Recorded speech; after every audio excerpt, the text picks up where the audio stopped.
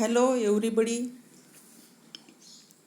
BCom third year तृतीय वर्ष BCom तृतीय वर्ष सत्र पाँचवा हिंदी का जो पाठ्यक्रम है उस पाठ्यक्रम के अंतर्गत कुछ गद्यांश है और कुछ पद्यांश है। गद्यांश में आधारभूत पाठ्यक्रम, भाषागत पाठ्यक्रम और पद्यांश में कविताएं हैं। तो हिंदी भाषा भावों एवं विचारों की अभिव्यक्ति का सशक्त माध्यम है। हिंदी आज विश्व स्तर पर अपना महत्वपूर्ण स्थान बना चुकी है। हिंदी भारतीय संस्कृति की संवाहिका व राष्ट्रीय एकात्मता की परिचायक है। भाषा ही व्यक्ति के व्यक्तित्व को निखारती है, मानव को मानवीय गुणों से समृद्ध बनाती है, ममता, करुणा, दया, प्रेम, स्नेह के भाव जगाती है तथा सामाजिक समरसता के साथ राष्ट्रीय एकात्मता को सुदृढ़ बनाती है। यह सृष्टि प्रकृति मानवेतर प्राणियों से मिलकर परिपूर्ण और सुंदर बनी है, ऐसी हमारी हिंदी भाषा है। और हिंदी भाषा के अंतर्गत आज हम पद्यांश में से एक कविता देखने वाले हैं और वो कविता देखेंगे। और कविता है कि जयशंकर प्रसाद जी, ले चल वहाँ भुलावा देकर। वहाँ मतलब कहाँ? ले चल वहाँ भुलावा देकर। यह जो जयशंकर प्रसाद की कविता है और जयशंकर प्रसाद का अल्पसा परिचय यह है कि उनका जन्म 30 जनवरी 1899 में हुआ और उनकी मृत्यु 15 नवंबर 1937 में हुई। वे हिंदी कवि है, नाटककार और उपन्यासकार तथा निबंधकार थे हिंदी साहित्य के। वे छायावाद के प्रमुख कवि है। उनके काव्य में कमनीय माधुर्य की रससिद्धि धारा प्रभावित हुई है।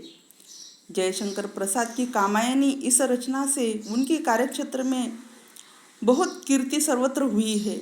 वो छायावाद के प्रमुख कवि है जयशंकर प्रसाद। और उनकी यह जो कविता है, ले चल वहाँ भुलावा देकर, यह कविता उनकी जो लहर काव्य संग्रह है उस काव्य संग्रह से ली गई है। तो कवि कहना चाहते हैं, ले चल वहाँ भुलावा देकर मेरे नाविक धीरे धीरे, जिस निर्जन में सागर लहरी, अंबर के कानों में पहरी, निश्चल प्रेम कथा कहती हो, तज कोलाहल की अवनी रे, ले चल वहाँ भुलावा देकर मेरे नाविक धीरे धीरे। कवि इस भागदौड़ की दुनिया से, इस जीवन भर से दूर जाना चाहते हैं। ऐसी जगह जाना चाहते हैं जहाँ प्रेम हो और शांति हो। ऐसे शांत जगह वह जाना चाहते हैं। वो अपने जीवन नौका को यानी कि ईश्वरीय हाथों में थोपना चाहते हैं और कहना चाहते हैं कि मुझे वहाँ ले चल जहाँ मन की शांति हो और भागदौड़ भरी जिंदगी ना हो। सभी और अमर प्रेम हो, जहाँ मन को शांति मिले, अशांत मन को शांति के लिए ये कविता उन्होंने लिखी है। जहाँ भागदौड़ न हो, कोलाहल न हो, धरती पर ऐसी जगह मुझे ले चल जहाँ सांझ सी जीवन छाया ढिले अपनी कोमल काया, नील नयन से ढुलकाती हो ताराओं की पाती घनी रे, ले चल वहाँ भुलावा देकर मेरे नाविक धीरे धीरे। अर्थात कवि कह रहे कि जहाँ संध्या की छाया के समान जीवन छाया शरीर को ढूला छोड़कर मस्ती में भर हो जाए, मस्ती में तर हो जाए, अर्थात जहाँ वो आराम करे, जहाँ ईश्वरी प्रेम में मग्न होकर नीले नेत्र में, आकाश में तारों के पंक्ति के तरह समान वो आनंद के आंसू बहने लगे, ऐसी जगह हे नाविक मुझे ले चल। जिस गंभीर मधुर छाया में विश्व चित्रपट चल माया में,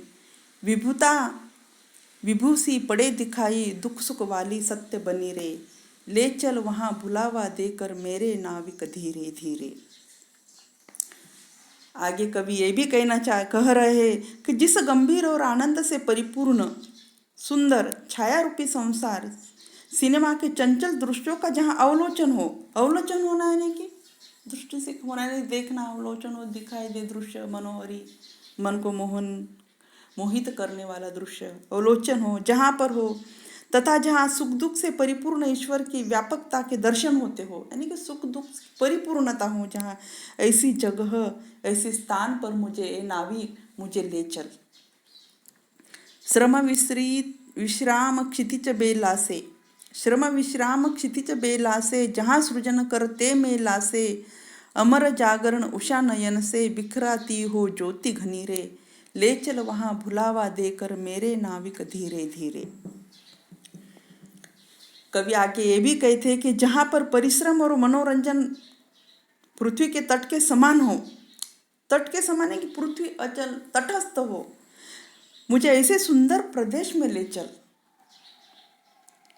और जहाँ नेत्र के समान प्रांत काल की लालिमा स्थिर चेतना प्रकट कर घनी प्रकाश फैला रही हो, हे ईश्वर मुझे ऐसे प्रदेश में ले चल यहाँ संसार की महत्ता है नहीं, इनका ये ऐसी भागदौड़ भरी दुनिया से वो त्रस्त हो गए, जीवन उनको ये भागदौड़ भरी जहाँ अशांत है वहाँ उन्होंने रहना नहीं है, और उन्होंने अपनी जीवन की नैया ये संसार की महत्ता लेखक को ऐसा प्रतीत होता है कि ये जीवन की नौका ऐसे नाविक के हाथों में थोपना चाहते हो, ईश्वरीय शक्ति कि ईश्वर के हाथों में देना चाहते, और किसी बहाने से है प्रभु मुझे ऐसी जगह ले चल कि जहाँ मुझे मन को, मेरे देह को शांति मिले, चित्त को शांति मिले, ऐसे संसार से दूर मुझे ले चल जहाँ शांति ही शांति हो।